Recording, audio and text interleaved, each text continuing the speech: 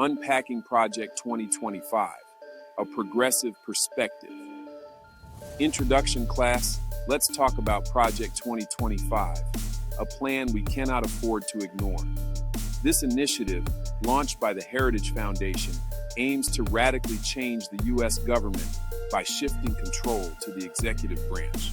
What does that mean? It means replacing career civil servants with political appointees who are loyal to the president, turning federal agencies, like those responsible for healthcare and environmental protections, into extensions of the Oval Office. This is a direct threat to progressive values like social justice, civil rights, and environmental sustainability. 1. Background and objectives. Let's dig into the background. Project 2025 is backed by over 100 conservative organizations, with the goal of reshaping the government to enforce conservative policies. These groups see the deep state, in other words, career federal workers, as a problem. They want federal agencies to be more responsive to the president. But let's be clear, this would strip away the checks and balances that ensure government accountability. 2. Key components of Project 2025. Now, there are 4 major pillars to this project. Policy agenda. This is where the radical changes are laid out. It includes rolling back environmental protections, weakening civil rights, and deregulating industries. Personnel database.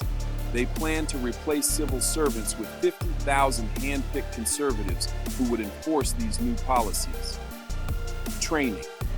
The Presidential Academy prepares these individuals to carry out conservative goals, like dismantling the progressive reforms of the last few decades. 180-day transition. Playbook. This playbook gives the next conservative president a roadmap to push through sweeping changes in the first 6 months. 3. SBA and healthcare. Let's talk specifics. What does this mean for small businesses and healthcare? For the SBA, they plan to freeze budgets, cut support programs, and shift responsibility to private lenders. Small businesses, especially those without access to big banks, will struggle. On healthcare, it's even more concerning.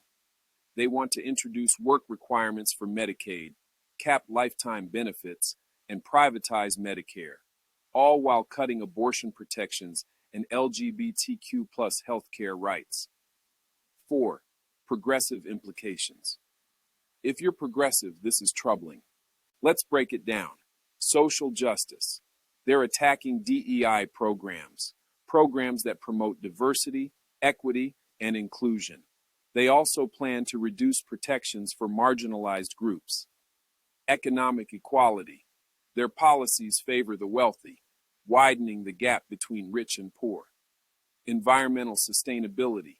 They want to cut environmental regulations, allowing more pollution and fossil fuel use, putting our climate at risk. 5. Criticisms and long-term impact. This isn't just a temporary change.